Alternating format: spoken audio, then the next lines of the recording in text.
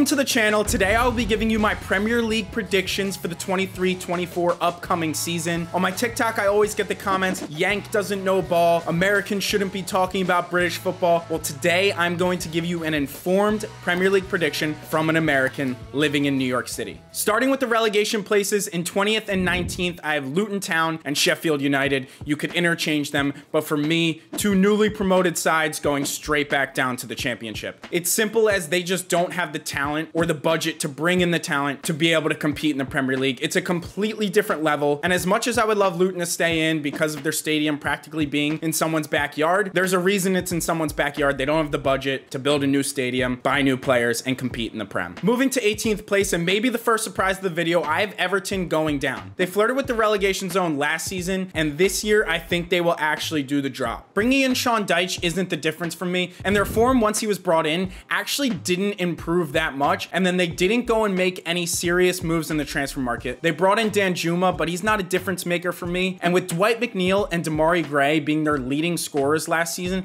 I don't think they'll find enough goals this year, unless Dom Calvert-Lewin can stay healthy, but he never seems to be able to. So if you could guarantee me a full season of DCL's health, I would have them in like 16th and staying up, but most likely he's gonna get injured and they are going down. 17th place and just staying up, I have Bournemouth. I love them bringing in Iraola. People were shocked when O'Neill was sacked, as he probably deserved another season after keeping them up. But I love the mentality from Bournemouth that they don't just want to stay up, they want to continue to improve season over season. And with Iraola, he did exactly that in La Liga with Rayo, having them up in the table every single year he was there. Lerma is a tough player to lose and tough to replace, but I like the signings they've brought in, especially Kluivert from Roma, who still has a lot of untapped potential. The incoming players, as well as the class they already have in Billing and Solanke, I think will be enough to score enough goals to stay up and keep 17th place. 16th place and just staying up as well, I have Wolverhampton Wanderers. I think Wolves disappoint big time this season. Not to mention they just sold their heart of their midfield Ruben Neves and got rid of their best young center back Collins and their veteran center back Cody. I think it could be a disastrous season for Wolves. In 15th place, I have Nottingham Forest. I was very impressed with Forest last year, and I expect them to actually improve on their performances from the seasons past. They have a ton of young, hungry forwards in Anwioni, Dennis, Johnson, and Morgan Gibbs-White is genuine class. Steve Cooper for me is a phenomenal manager and always had the boys up to it, and I think they will improve on last season, continuing with good performance after good performance. 14th place, I have Fulham. I see them actually taking a step back as Nottingham Forest takes a step forward. For me, they are too dependent on Willian and Mitrovic to provide the goals, and bringing in no one to freshen up the squad, while maybe losing Otto Robayo, their best center back, and Solomon to Tottenham,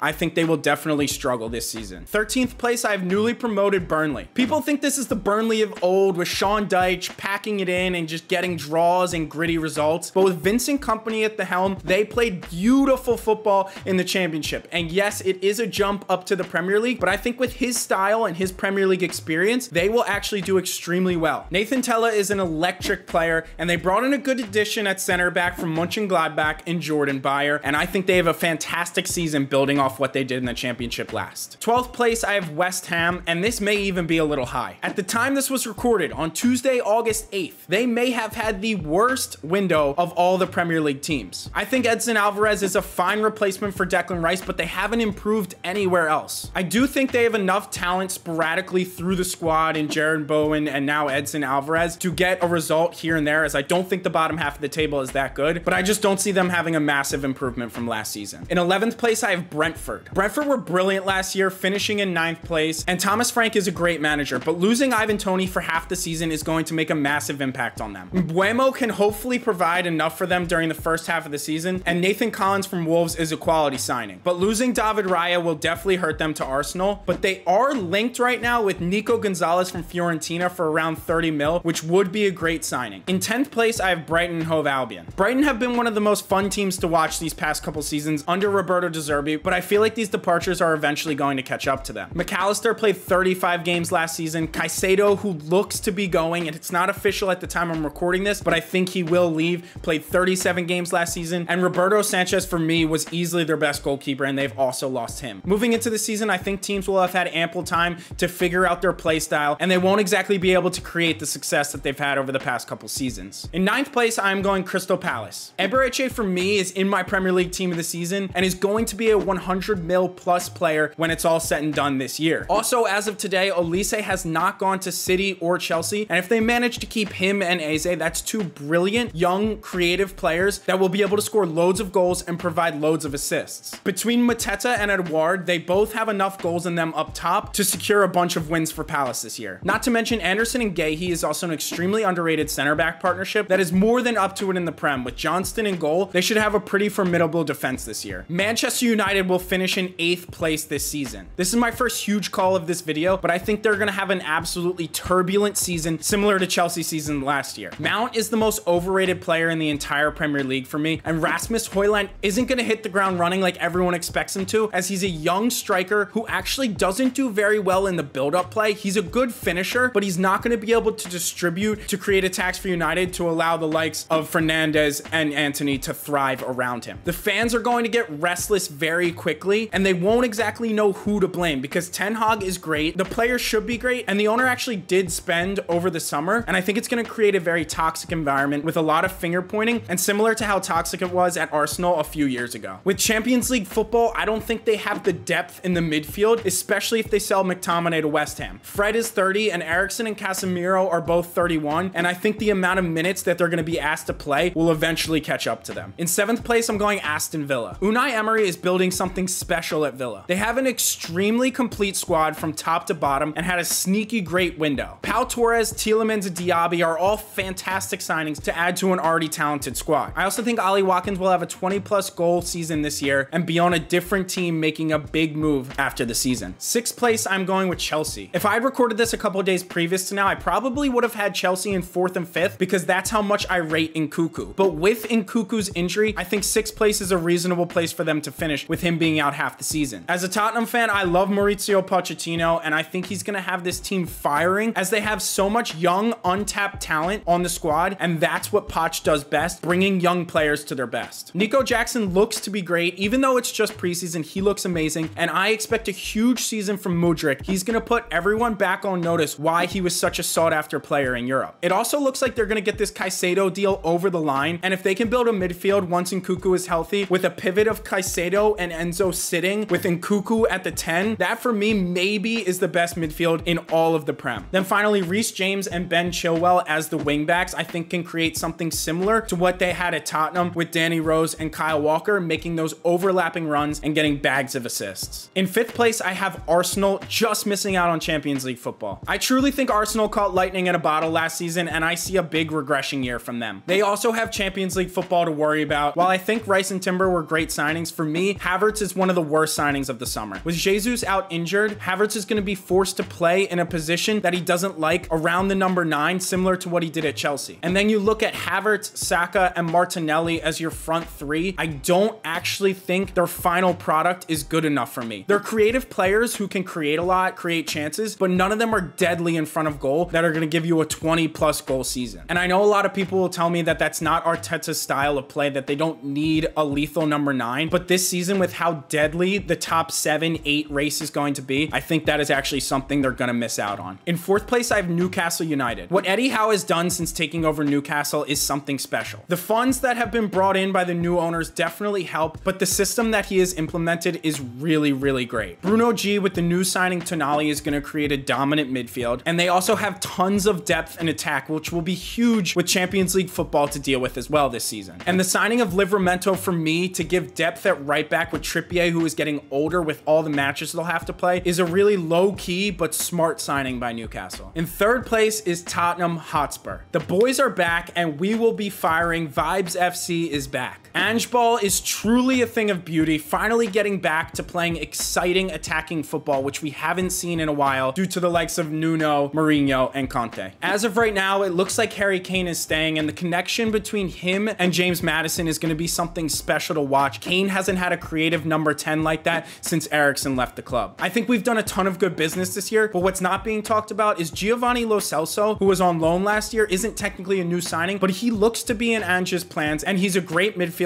that paired with Basuma at the 6, it is going to be something special that people aren't exactly ready for. Not to mention, we finally won't see Eric Dyer or Ben Davies in a center back partnership with Romero. With the signing of Van de Ven and putting him next to Romero gives us a top 3 center back partnership in the entire Premier League. In 2nd place, I have have Liverpool just missing out on the title. I think the title race this season is going to be extremely tight. Only a 2-horse race, but extremely tight between Liverpool and City. Szoboszlai for me is one of the best signings of the summer, and I know it's preseason, but Liverpool look to be scoring goals in bunches. Between Zobo, Salah, Nunez, Jota, and Gakpo, I think they score 90 plus goals this season and are an absolute force in attack. My only concern comes in the midfield as they let Fabinho and Hendo go, and I actually don't rate McAllister that much, but if they do bring in Lavia as a replacement for Fabinho, that will be a great signing and make them an extremely complete team. And I also think having the option of Trent playing the inverted center mid role or just playing out and out in the midfield will be great for them. And in first place, to no surprise, I have Manchester City, but I do think it's going to be very close to Liverpool, and I would not be shocked if Liverpool won the league. It's just so hard not to pick Pep to win it all, and with the signing of Vardiol, putting him next to Diaz, it's almost an impenetrable defense between them two. Stones, they're keeping Kyle Walker and Nathan Ake and Akanji just for depth. I think Kovacic as a replacement for Gundogan was a really under the radar but very smart signing from City. And with De Bruyne and Haaland healthy, it's tough to pick anyone else to win the league when those two are firing on all cylinders. But my one X factor for the season that I think takes City over the top is Phil Foden getting back to truly his best. Foden for me is one of the best attackers in the entire Premier League when he's getting consistent minutes and in great form. If they consistently are putting out a front four of Grealish, Foden, De Bruyne, and Haaland, it'll just be their title to win again. Let me know what you think in the comments. Should an American be talking about the English Premier League? Comment where I went wrong, where I went right, and we will revisit this halfway through the season and at the end of the season, and hopefully I got some things right.